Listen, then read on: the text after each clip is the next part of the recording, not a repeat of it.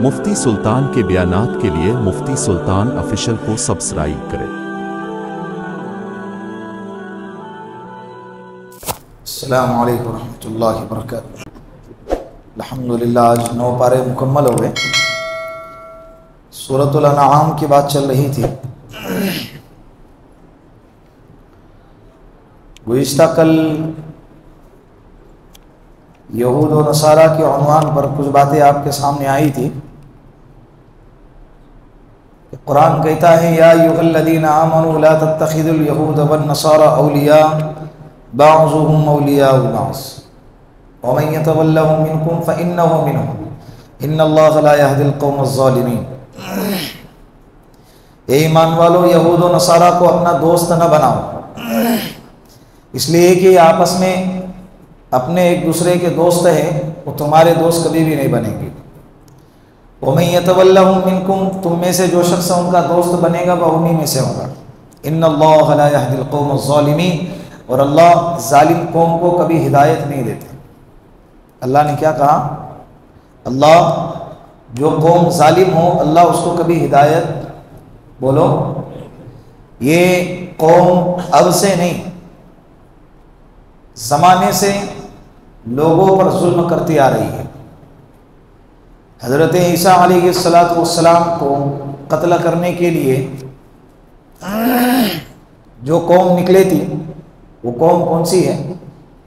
यहूदी है। उनका आज भी दावा है कि हज़रत ईसा अलैहिस्सलाम को उन्होंने कत्ल किया है। हालांकि कुरान कहता है, वमा क़तलूहु वमा सलबूहु वलाकिन शुब्बिह लहुम, उन्होंने हज़रत ईसा अलैहिस्सलाम को न कत्ल किया है न सूली पर चढ़ाया है, बल्कि उन्हें गलती और शुबा हुआ है, गलत फहमी हो गई। हज़रत ईसा अलैहिस्सलाम को अल्लाह रब्बुल इज़्ज़त ने बर रफ़अहुल्लाहु इलैहि, आसमान पर उठा लिया। कैसे उठा लिया? ईसाइयों को भी मालूम है कि उनके नबी ईसा अलैहिस्सलाम, जिसको वो मानते हैं, हम भी मानते हैं ईसा अलैहिस्सलाम, मूसा अलैहिस्सलाम को हम भी मानते हैं, हमारे ईमान का हिस्सा है। आमनतु बिल्लाहि व मलाइकतिही व कुतुबिही व रुसुली में सब आ गए। हज़रत इब्राहीम अलैहिस्सलाम आ गए, हज़रत मूसा अलैहिस्सलाम आ गए, हज़रत उज़ैर अलैहिस्सलाम आ गए, हज़रत ईसा अलैहिस्सलाम आ गए। हज़रत आदम अलैहिस्सलाम से लेकर हमारे नबी तक जितने भी रसूल और नबी आए हैं, सब आ गए। और हम सब पर क्या करते हैं? ईमान लाते हैं, अल्हम्दुलिल्लाह। लेकिन इत्तिबा मोहम्मद अरबी सल्लल्लाहु अलैहि वसल्लम की करेंगे। बात समझ में आ रही है? तो ईसाइयों को भी मालूम है कि जिसको वो मानते हैं, बल्कि नबी से बढ़कर खुदा मानते हैं, हज़रत ईसा अलैहिस्सलाम, उनके खुदा को, उनके नबी को कत्ल करने वाले यहूदी लोग थे। इसके बावजूद कुरान कहता है कि ये आपस में एक वक्त आ जाए तो एक दूसरे के दोस्त बन जाएंगे, लेकिन तुम्हारे कभी भी दोस्त मुसलमानों के दुश्मनी में इतने अंधे हो जाएंगे। मुसलमानों के दुश्मनी, आज 20 लाख की आबादी है गाजा पट्टी की, 13 लाख की आबादी बेघर बगैर छत के। कितने लाख की? 13 लाख की आबादी बगैर छत के, बगैर घर के, बेसहारा है। आसमान उनका छत बना हुआ है और जमीन उनका फर्श बना हुआ है। उसी पर सो रहे हैं, उसी पर खा रहे हैं, उसी पर नमाजें पढ़ रहे हैं। 13 लाख की आबादी बेघर है। 30,000 मुसलमानों को यहूदियों ने कत्ल किया, इसराइली ने। कितने? उसमें से 16,000 मासूम बच्चे थे। हालांकि जंग का उसूल है, बच्चों पर, औरतों पर, बूढ़ों पर, निहत्तों पर, पादरियों पर या मजहबी स्कॉलर पर हमला नहीं किया जाता। यह जंग का उसूल है हर मजहब के अंदर। लेकिन जंग के उसूल से हटकर यह जुल्म की दास्तान कायम की जा रही है, लेकिन इसके बावजूद दुनिया खामोश है। दुनिया क्या है? 16,000 बच्चे किसे कहते हैं? कोरोना में चंद लोग चले गए तो हाहाकार मच गया था मुल्क हिंदुस्तान में। ये तो बीमारी की वजह से मर गए थे, किसको दोष भी नहीं दे सकते थे, किसी को ताना नहीं दे सकते थे, किसी से बदला नहीं ले सकते थे। लेकिन यहां जालिम सामने खड़ा है, सारी दुनिया जानती है कि किसने जुल्म किया और कौन जुल्म कर रहा है।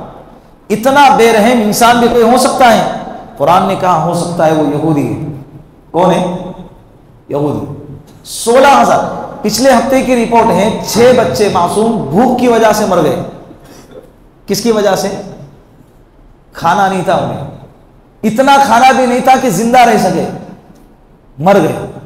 आज हमारा बच्चा कोई ख्वाहिश करता है, किसी चीज का मुतालबा करता है, तो हमारी जान हलक को आती है उसको पूरा करने, कब उसको पूरा करूं, होता है ना इसका। और कभी घर में खाना इतना है कि या तो औलाद खाए या तो हम खाएं, तो हम औलाद को खिला के खुद भूखे रह जाते हैं। उनके नजरों के सामने उनके बच्चे भूखे मर रहे हैं, क्या हाल हो रहा होगा। फिर भी अनभक्त किस्म के लोग जिसके आंखों में पट्टी बनी हुई है, वो कहते हैं कि हम इजराइल के और इस्राइल के साथ हैं। अरे देखो तो सही, वीडियोज आती है ना इसी सामने, पोस्टर लेकर खड़े होते हैं हम इस्राइल के साथ हैं, हालांकि तुम्हारा उनका कोई दूर दूर तक कोई रिश्ता नहीं है, ना नसब का रिश्ता है, ना हसब का रिश्ता है, ना मजहब का रिश्ता है। हम फलस्तीनियों के साथ में अगर खड़े हैं, मुसलमानों के साथ में अगर खड़े हैं, तो हमारे हजारों रिश्ते हैं उनके साथ में। वो उनका खुदा वही है जिसका जो हमारा खुदा है, उनका खुदा भी वही जो हमारा खुदा है। हमारे दोनों का खुदा एक है अल्लाह, हमारा नबी एक है, हमारा कलिमा एक है, हमारी इबादत एक है, हमारी नमाज एक है। तो इस एतबार से हमारा रिश्ता तो उनके साथ मजहब के एतबार से, तुम्हारा क्या रिश्ता है? हालांकि यहूदी कौम तो शिर्क करने वाले बुत परस्त कौम को बिल्कुल गंदा मजहब कहती है, बाकायदा मीडिया पे आके ऐलान करती हैं कि जो शिर्क करने वाले बुत परस्ती करने वाली कौम है, ये गंदी कौम है। इसके बावजूद मुसलमानों की दुश्मनी में इतने अंधे हो गए हैं कि वो देख भी नहीं रहे कि हम किसके साथ खड़े हो रहे हैं। और क्या मिल रहा है आपको खड़े रह के, सिवाय हमारे जख्म पर और नमक छिड़कने के, और क्या मिल सकता है? ये दुनिया है, अल्लाह रब्बुल इज्जत जो है ना, हर चीज को नजरअंदाज कर सकते हैं, लेकिन जुल्म को अल्लाह नजरअंदाज नहीं करते। एक बात याद रखें, करे जितना जुल्म करना है करे। जिस तरह से फिरौन ने जुल्म किया, अल्लाह ने उसको डुबो के दिखाया। खुदाई का दावा करता था, हुकूमत का गुरूर था उसे, उसी हुकूमत में उसको डुबा कर दिखा दिया। अल्लाह है, अल्लाह कुछ भी कर सकते हैं। ये मजहब हक और बातिल की लड़ाई है, ये जगह की लड़ाई नहीं है। किसकी लड़ाई है? हक और बातिल की लड़ाई। हम क्या कर सकते हैं? बोलो, हम क्या कर सकते हैं? हम उनके लिए दुआ कर सकते हैं। इफ्तार के वक्त में, सहरी के वक्त में, नमाजों के बाद, जब जब भी याद आ जाए, हाथ उठाकर उनका नाम लेकर दुआ करते रहना चाहिए। अल्हम्दुलिल्लाह, मैं तो दुआ करता हूँ। अल्लाह क्या कर क्या सकते हैं? और बताए, अंदर से सीना कुड़ता है, हम जा भी नहीं सकते, मदद पहुंचा भी नहीं सकते, तो क्या करे? क्या दुआ तो करें। अल्लाह कल क़यामत के दिन जब पूछे हमसे कि उम्मत मुहम्मदिया के कुछ अफराद मारे जा रहे थे, उनके सरों से छतों को छीना जा रहा था, उनके बच्चों को यतीम किया जा रहा था, उनके माँ बाप को बेऔलाद किया जा रहा था, तुम क्या कर रहे थे? ए अल्लाह, हम इतने बेबस थे, सिवाय तुझसे मदद मांगने के और कुछ कर भी नहीं सकते थे।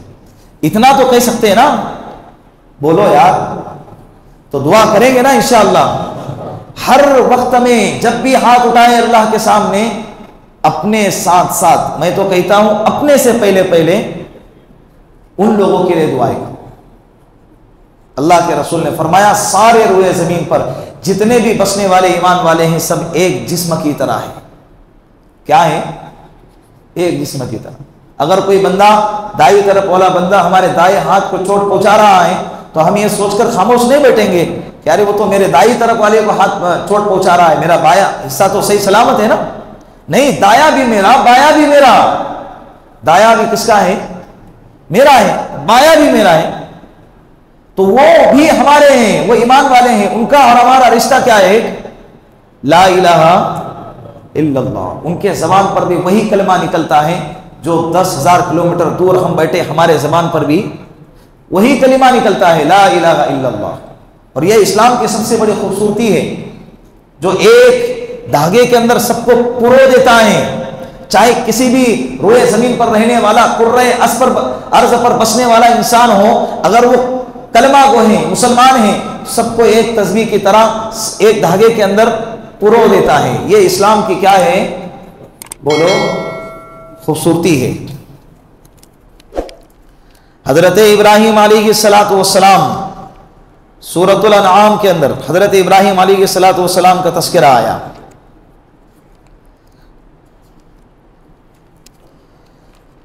हजरत इब्राहिम अलैहिस्सलाम इराक का एक शहर है बाबल, उस इलाके में पैदा हो गए। उनके वालिद का नाम है आजर। क्या नाम है? आजर। उनके वालिद बुत परस्त थे, बुत फरोश्त थे, बुत बनाते भी थे और बुतों को बेचते भी थे। आजर नाम था उनका। और पूरी कौम बुत परस्त थी, चारों तरफ बुत परस्ती का डंका बजता था। ऐसे माहौल में अल्लाह रब्बुल इज्जत ने हजरत इब्राहिम अलैहिस्सलाम को पैदा किया। जब वो पैदा हो गए, आंख खोली, खालिस तौहीद परस्त। क्या है? खालिस तौहीद परस्त, जिंदगी में कभी शिरक नहीं किया हजरत इब्राहिम अलैहिस्सलाम ने। हजरत इब्राहिम अलैहिस्सलाम की 3 बीवियां थी, एक हजरत हाजिरा, एक हजरत सारा और एक हजरत कतूरा। हजरत सारा से हजरत इस्माइल हजरत हाजिरा से हजरत इस्माइल अलैहिस्सलाम पैदा हो गए। हजरत सारा से हजरत इसहाक अलैहिस्सलाम पैदा हुए। कौन? हजरत इसहाक अलैहिस्सलाम। कुरान में आपको इनका नाम जगह जगह पे मिलेगा। हजरत इसहाक अलैहिस्सलाम से बनी इसराइल के जितने भी नबी आए, बल्कि हजरत इब्राहिम अलैहिस्सलाम के बाद जितने भी नबी आए हमारे नबी के आने से पहले तक, तमाम के तमाम अंबिया अलैहिस्सलाम ये हजरत इसहाक अलैहिस्सलाम के औलाद में से। और हजरत इस्माइल अलैहिस्सलाम जो हजरत हाजिरा रज़ियल्लाहु अन्हा की औलाद है, उनके नस्ल से एक नबी आया। किसके? बोलो। हजरत इस्माइल अलैहिस्सलाम के नस्ल से एक नबी आया। और वो नबी कौन है? मेरे और आपके आका जनाब रसूलुल्लाह सल्लल्लाहु अलैहि वसल्लम। हमारे नबी बनी इस्माइल में से है। और बाकी जितने भी अंबिया हैं, हजरत ईसा अलैहिस्सलाम, हजरत मूसा अलैहिस्सलाम, हजरत यूसुफ अलैहिस्सलाम, हजरत याकूब अलैहिस्सलाम, ये सारे, हजरत हारून अलैहिस्सलाम, जितने भी अंबिया उनके बाद आए हैं वो किस में से हैं? बनी इसराइल में से। बनी इस्माइल हो या बनी इसराइल हो, दोनों किसकी औलाद हैं? बोलो। हजरत इब्राहिम अलैहिस्सलाम की। और हजरत इब्राहिम अलैहिस्सलाम कौन थे? कुरान कहता है मा कान इब्राहिम यहूदिय्या वला नसरानिय्या। हजरत इब्राहिम अलैहिस्सलाम न यहूदी थे न नसरानी थे, वलाकिन कान हनीफा मुस्लिमा, बल्कि वो बिल्कुल सीधे रास्ते पर और मुसलमान थे। लफ्ज मुसलमान का इस्तेमाल किया है। वमा कान मिनल मुशरिकीन, और मुशरिकीन में से भी नहीं थे। कुरान ने 3 मजहब की तरदीद फरमाई हजरत इब्राहिम अलैहिस्सलाम के बारे में। न यहूदी थे, न ईसाई थे, न मुशरिकीन थे, वलाकिन कान हनीफन मुस्लिमा। क्या थे?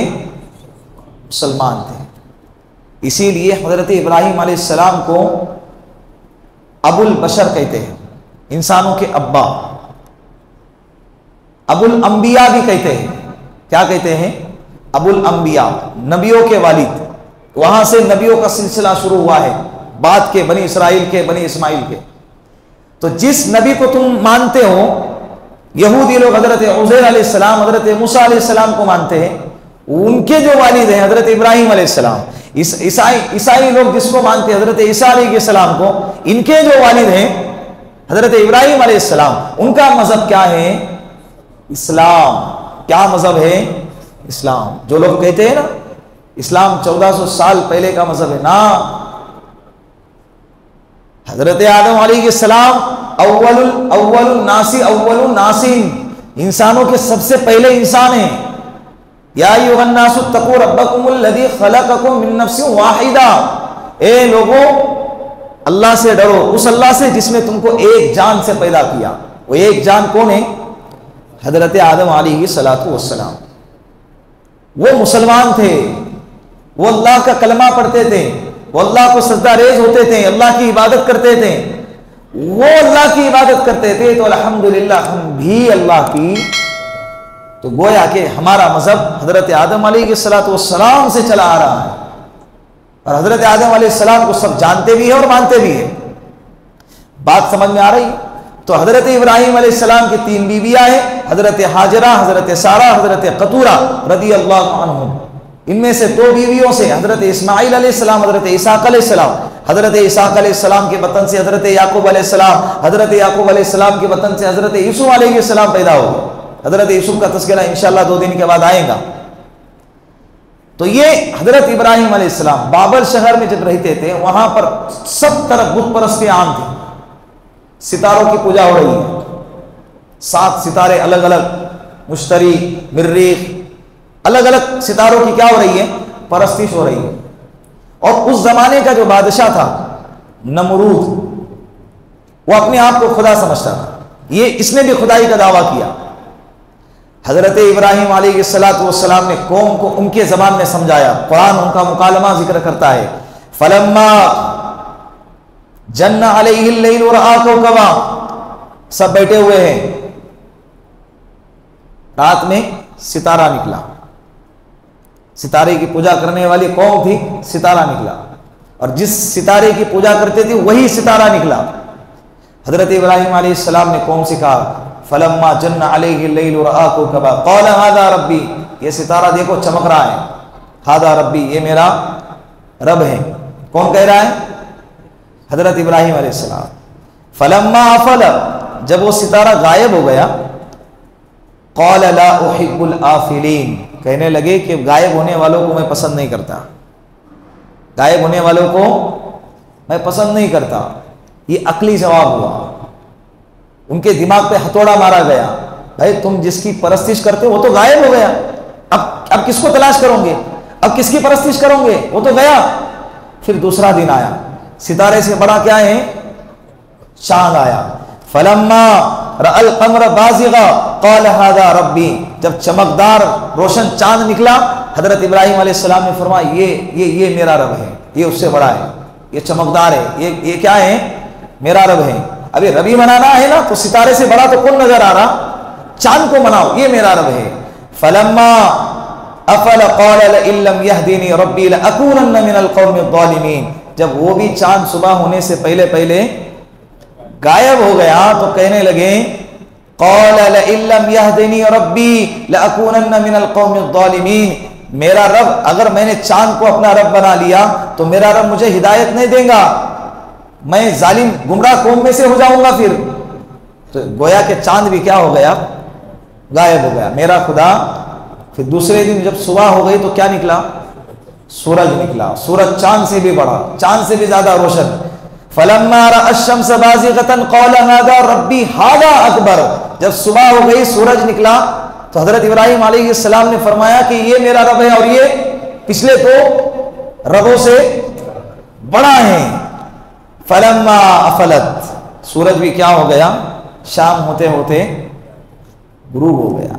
क़ाल या कौमी इन्नी बरीउम मिम्मा तुशरिकून। ए मेरी कौम, जो काम धंधे और बुत परस्ती तुम करते हो ना, मैं तुमसे बरी हूं। मैं तुमसे क्या हूं? बरी हूं। मैं तुम्हारे साथ में नहीं, ऐलान कर दिया।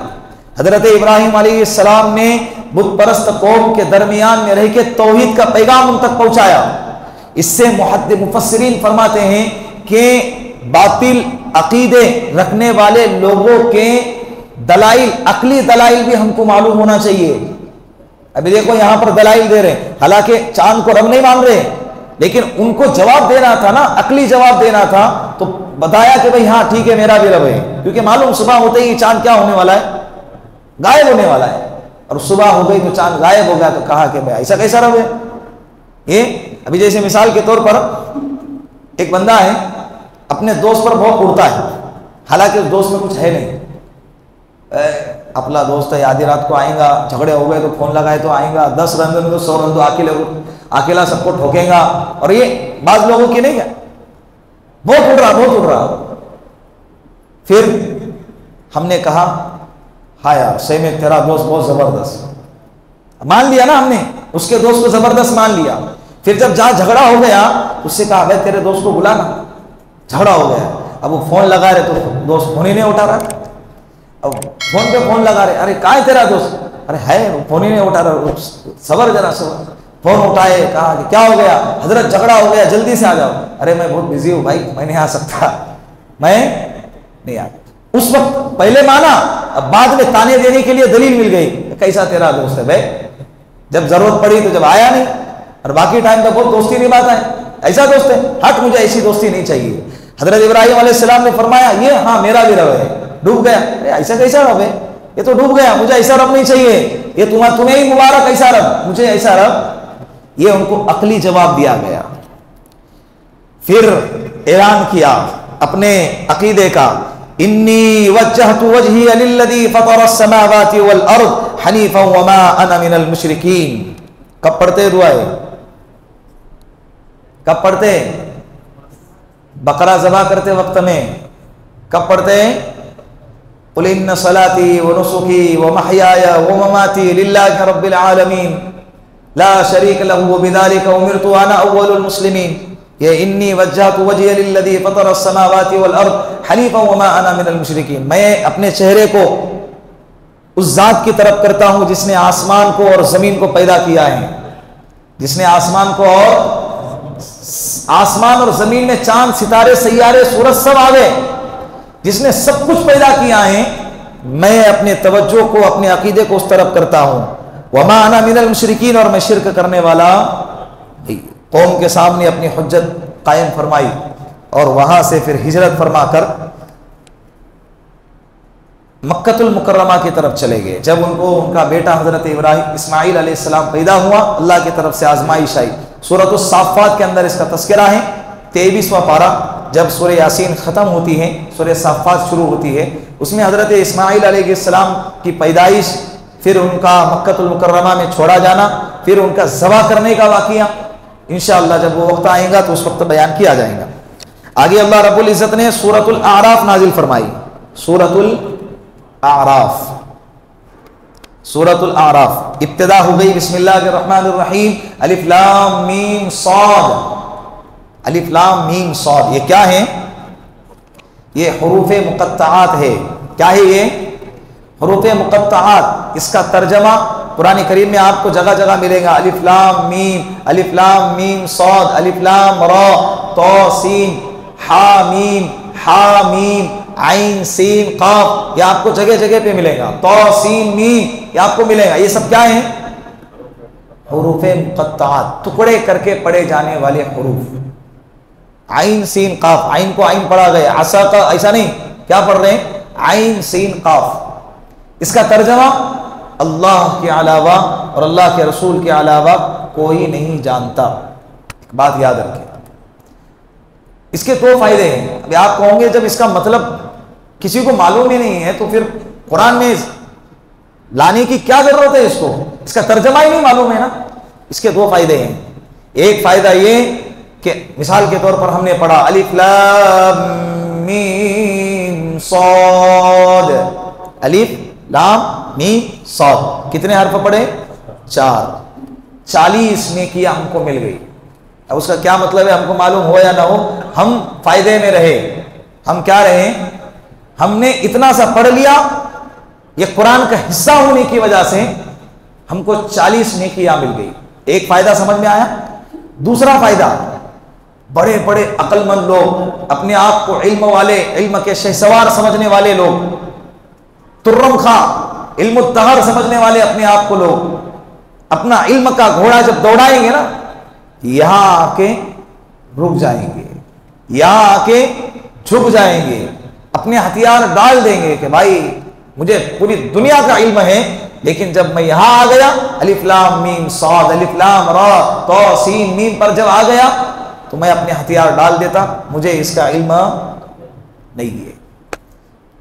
इल्म के माहिर लोगों को उनके हद में रखने के लिए हुरूफ़े मुक़त्तआत कुरान करीम में आया है। बात समझ में आ रही है।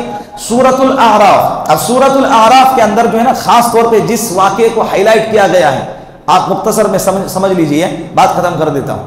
सूरतुल आराफ, आराफ उन लोगों को कहते हैं, एक जगह है जन्नत और जहन्नम के बीच में एक दीवार है, उस दीवार का नाम है आराफ। क्या नाम है? आराफ।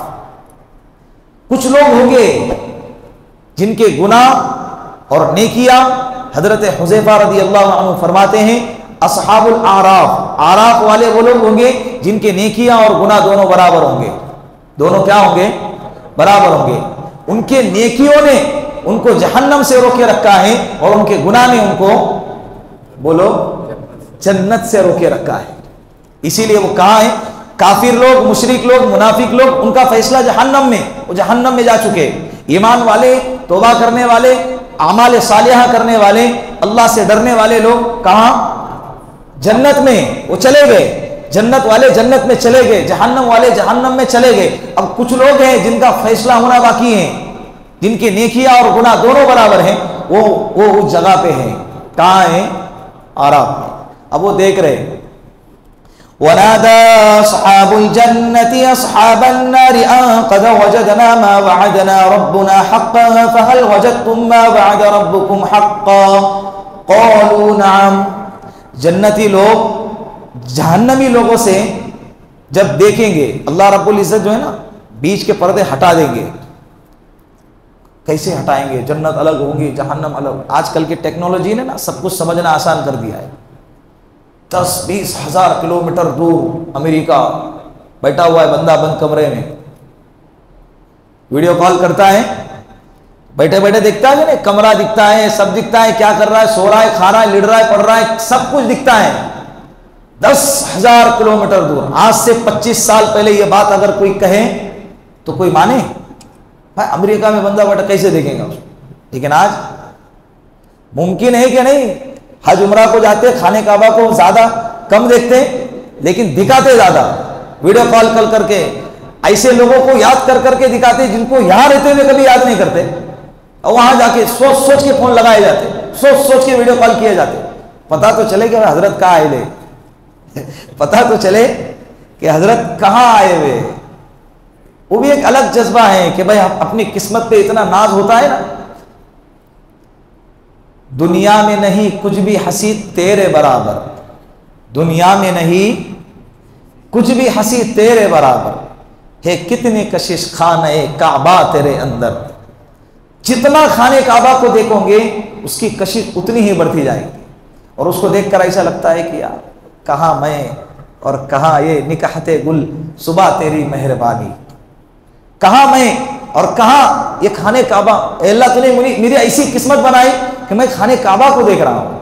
तो इंसान को अपनी किस्मत पर जो है ना यकीन नहीं होता है, यार मैं कहाँ आ गया, कहाँ गलियों में खेलने वाला, गुनाह करने वाला, नाफरमानी करने वाला और बदनज़री करने वाला, नमाजें छोड़ने वाला और अल्लाह को नाराज करने वाला, मैं कहाँ आ गया, अल्लाह ने मुझे कहाँ बुला ली। तो इंसान अपने जज्बात पे काबू नहीं पाता है। तो आज के जमाने में टेक्नोलॉजी इतने आगे बढ़ गई, ये वो लोग हैं जिनको अल्लाह ने पैदा किया, उन्होंने टेक्नोलॉजी इतनी आसान कर दी, बीच के रास्ते हटा दिए, पर्दे हटा दिए। 10-20 हज़ार किलोमीटर दूर बैठा इंसान यहां बैठ के वहां से वहां बैठे यहां के लोगों को देख सकता है। तो जिस अल्लाह ने इनको पैदा किया है उसके पास ऐसी कुदरत नहीं होगी। बीच से पर्दे हटा लिए, जहन्नमियों को देख रहे, जन्नती लोग कह रहे हमारे रब ने तुमसे जो वादा किया था मिला, नहीं मानोगे तो जहन्नम मिलेंगी, कि मिला? वो कहेंगे क़ालू नअम, बिल्कुल मिला, देख लिया हमने हमारे रब का वादा, हमने झुटलाया, इनकार किया, नहीं माना। इसी तरह जहन्नमी लोग भी जन्नतियों से कहेंगे। फिर बीच में वनादा अस्हाबुल आराफि रिजालन यअरिफूनहुम बिसीमाहुम, लेकिन ये जो बीच में दीवार वाले जो है ना आराफी लोग, वो जन्नती लोगों को देखेंगे, तमन्ना करेंगे यार मस्त मजे उड़ा रहे यार, तू कालीनों पे उड़ रहे और हूरों के साथ घूम रहे और सब कुछ खा रहे, जो चाहे मनचाही जिंदगी जी रहे, ए अल्लाह हमें भी इनके साथ मिला लीजिए। फिर जन्नतियों से उनका चेहरा फेर कर जहन्नमियों की तरफ कर दिया जाएगा। जब उनकी आजाब को, उनकी होलनाकियों को, उनकी सख्तियों को जब देखेंगे ना, तो अल्लाह से कहें ए अल्लाह हमें इनमें शामिल न फरमा, इनसे बचा लीजिए, अल्लाह से दुआ करेंगे। बाद में मुफस्सिरीन फरमाते हैं कि अल्लाह रब्बुल इज्जत आराफियों के लिए जन्नत का फैसला सुनाएंगे। बात समझ में आ रही है? अल्लाह रब्बुल इज़्ज़त हमें न जहन्नमियों में बनाए न आराफियों में बनाए। हमारी शान तो नहीं है, हमारी हैसियत तो नहीं है, लेकिन अल्लाह की शान को देखते हुए हम इतना तो कह सकते हैं, ए अल्लाह हमें जन्नतियों में से बना ले। अल्लाह हमें किस में से बना ले? व आखिरु दावाना अनिल हम्दुलिल्लाहि रब्बिल आलमीन।